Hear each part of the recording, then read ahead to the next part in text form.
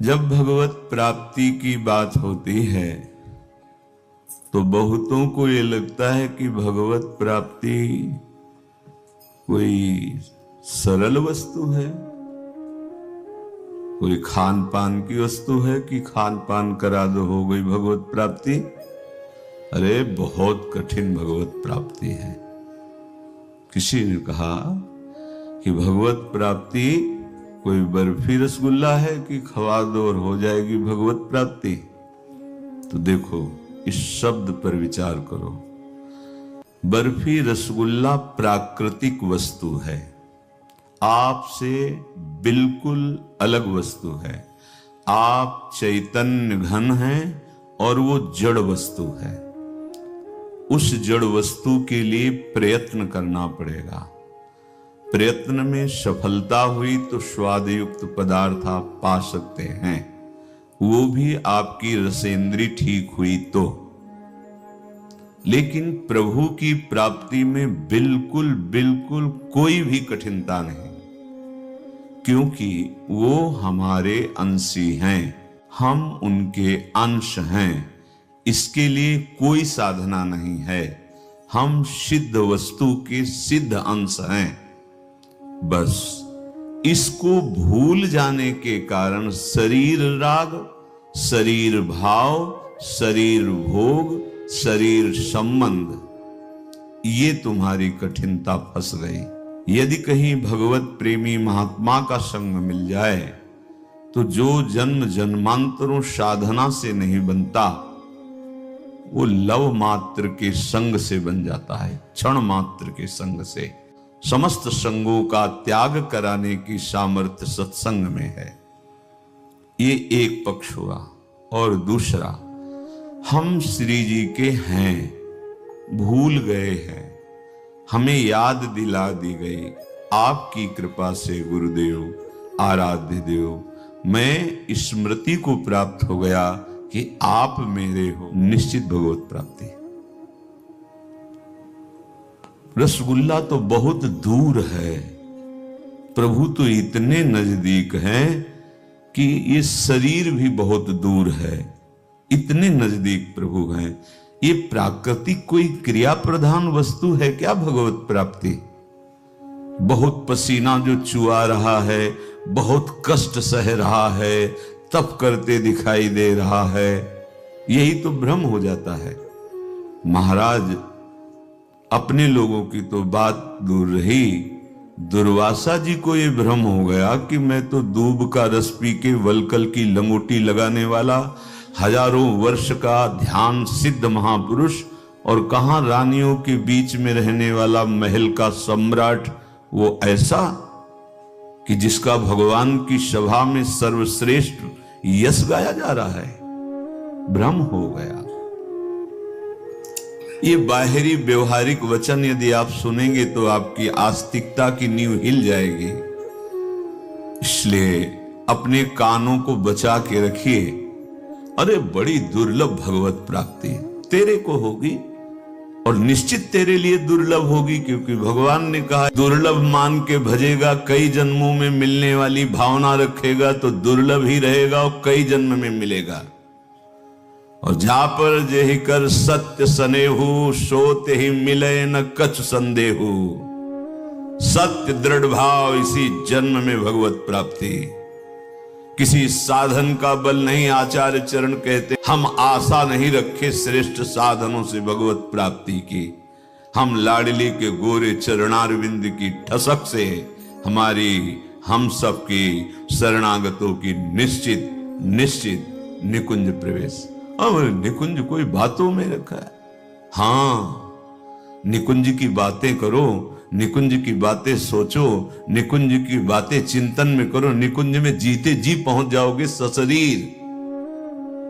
शरीर यही तुम्हें दिखाई देगा और तुम घूमोगे निकुंज में प्रिया प्रीतम के साथ। हाँ, पांच भौतिक शरीर नहीं होगा, वो चिदानंद शरीर वो आचार्य दे देते हैं। ऐसे बहिर्मुख पुरुषों की बातें कभी न सुने, नहीं तो अपने को निराशा ही हाथ लगती है। फिर तो हमें कैसे भगवत प्राप्ति होगी। जैसे एक दिन सत्संग में वर्णन किया गया था ये 24 दुर्गुण जिसके जीवन में हैं वो निश्चित दुर्गति को प्राप्त होता है। तो ये किस लिए वर्णन किया गया? प्रायः पूरी सृष्टि में नाप लो, भगवान और भगवान के निज जनों के सिवा ये सारे दोष कुछ न कुछ मिलेंगे ही। तो इस सावधानी के लिए कहा गया है कि भयभीत हो जाओ और भगवान की शरण में हो जाओ। जहां भगवान की शरण में हुए ये सारे दुर्गुणों से भगवान तुम्हें अपनी कृपा प्रसाद से पार कर देंगे, इसलिए वर्णन किया जाता है। शास्त्र भगवद विमुख करने के लिए किसी को भयभीत थोड़ी करते हैं कि अरे ये तो पहाड़ है, हम तो नहीं चढ़ पाएंगे। ऐसा नहीं है। भगवत प्राप्ति जैसा सरल कुछ है ही नहीं, कुछ नहीं है। आप सच्ची मान लीजिए। कठिन है संसार की प्राप्ति, क्योंकि ये न था, न है, न रहेगा। सरल है भगवान की प्राप्ति, सुलभ है भगवान, क्योंकि थे, हैं, रहेंगे। ऐसे मूर्खता भरे वचन कभी अपनी श्रवणेंद्री में ना डाले कि अरे भगवत प्राप्ति तो हम लोगों को कहां होनी है। नहीं नहीं नहीं, चूक हो जाएगी। माया अपने पार्षदों को आपके पास भेजेगी, किसी भी रूप में हो, किसी भी रूप में, जो हमारी श्रद्धा और हमारी भावना और हमारे भगवत विश्वास को डगमगा दे, वो माया का पार्षद होगा। बचो, अपनी भावना और निष्ठा को छुपा के रखो, उसी से भगवान की अद्भुत अद्भुत कृपा का अनुभव होगा। हमारी बात नहीं है, महापुरुषों की बात है। चलते हैं। श्रीपाद प्रबोधानंद जी महाराज कह रहे हैं, स्वामिनी बहुत समय हो गया वृंदावन रहते हुए आपका आश्रय लिए। क्या मैं आपके मुखारविंद का दर्शन नहीं कर पाऊंगा? क्या आपकी वो मनोहर भ्रकुटी जिसके तनिक वक्र होने पर अखिल लोक चूड़ामणि लुटते हैं, वो मंद मुस्कान जिसमें अद्भुत प्रेम वर्षा होती है,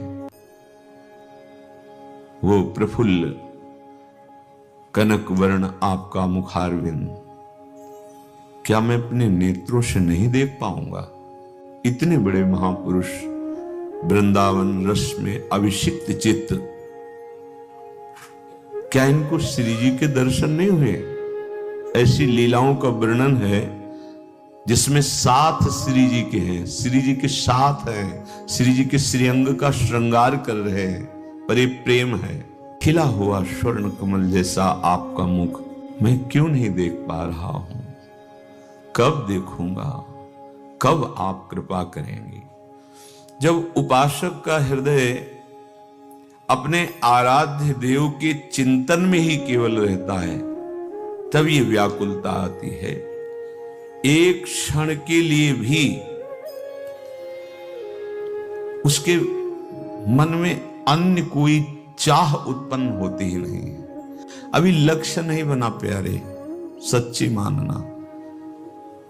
लक्ष्य नहीं बन पाया, इसलिए ये बात नहीं आ रही। नहीं, इसमें साधन प्रधान नहीं है। ये यह गुण साधन ते नहीं होई, तुम्हारी कृपा पाओ कोई कोई। कोई कोई में अपने लोग हैं। अनंत ब्रह्मांडों में इतने जीव हैं, उन जीवों में कितने मनुष्य हैं, मनुष्यों में कितने सतमार्ग में चलते हैं, सतमार्ग में कितने प्रेम मार्ग में चलते हैं, ऐसे विरले गिने जाएं। अपने सब उन्हीं विरलों में हैं। श्री धाम में आ गए हो, श्री जी के चरण का आश्रय लिया है। अब हमारे हृदय में कोई ऐसी चाहे हैं जो हमें चैन लेने दे रही है। अगर ये चैन नष्ट हो जाए तो बात बन जाए। कहीं हम चैन ले रहे हैं, नहीं तो ये चैन मिट जाए तो फिर व्याकुलता प्रकट हो जाए। कैसी व्याकुलता? हे मेरे प्राणों के प्राणनाथ, कब मैं अपने भर नेत्र आपको देखूंगा? हम जिसका नाम रटते हैं, जिसके लिए जीवन समर्पित किए हैं, जिसकी हम बाट जो रहे हैं, हमें उससे मिलने की इच्छा नहीं, हमें उसे देखने की चाह नहीं, कोई और चाह है अभी। नहीं, हृदय तड़प उठता है। कब ऐसा होगा कि आप युगल गलबैया दिए सामने, लालजू के अधरों पे बंशी, उसमें मधुर स्वर गूंज रहा है, प्रिया जो लालजू की तरफ देखकर मुस्कुरा रही। कब देखूंगा? वो कब दिन लाओगे प्रभु? क्या चाहते हो? जैसा चाहते हो वैसा बना लो ना, आपको समर्पित है, आप जैसा चाहो। हमें पता नहीं है कि आप कैसा चाहते हो, कैसे आपके लायक बनना पड़ेगा, हमें नहीं पता। आप अपने लायक बना लो नाथ। कब ऐसा होगा वो सौभाग्य का समय, वो क्षण जब मेरे नेत्र युगल मुख चंद्र को निहारेंगे?